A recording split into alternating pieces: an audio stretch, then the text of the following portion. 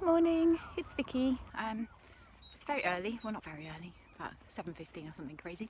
I've just been out for a little jog with my dog and I had this thing come into my head and I thought I'd share it with you in case it's helpful to anybody. So what I was thinking about was a bubble machine. So bear with me. Okay, so I want to talk about thoughts and bubble machines and bubbles.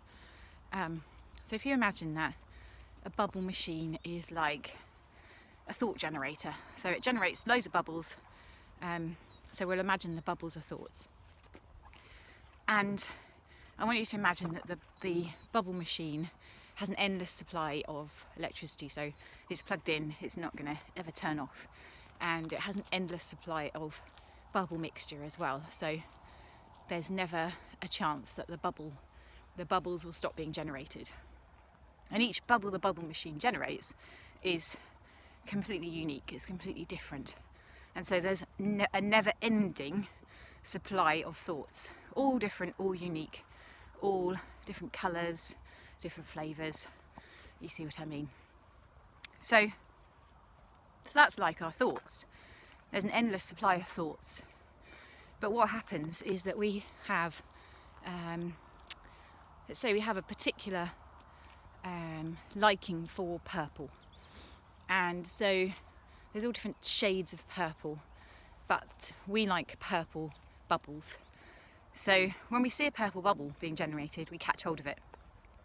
And what happens when we catch hold of these bubbles is that they don't pop, but they stay firm for a little while.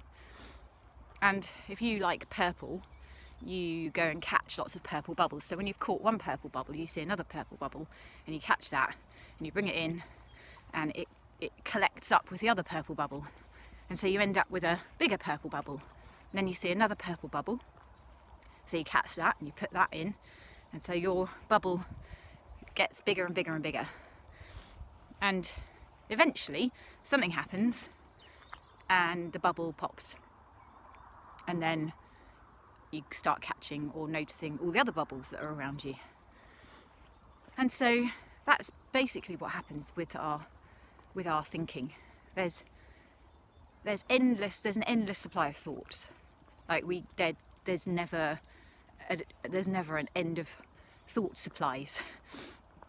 But what happens is that we catch hold of particular thoughts because they mean something to us. They are because of our beliefs or our upbringing or our conditioning or what we've been told or what we've learnt. We catch hold of particular bubbles, and then we add more bubbles to them and we make them into bigger things. But actually, if we could just see that they're just bubbles, and if we just let them pass by, they pop, they disappear, and new ones arrive, and there's never an end to the differing thoughts that we have, then that's pretty cool, because it means that we don't have to collect up the purple bubbles or the red bubbles or the orange bubbles. If we notice that we have a particular affinity for a particular type of bubble, we can start to realise that if we let go of it, or we don't hold on to it for too long, or we don't catch additional purple bubbles, that fresh new bubbles are available to us. Anyway, I have no idea whether that makes sense to you.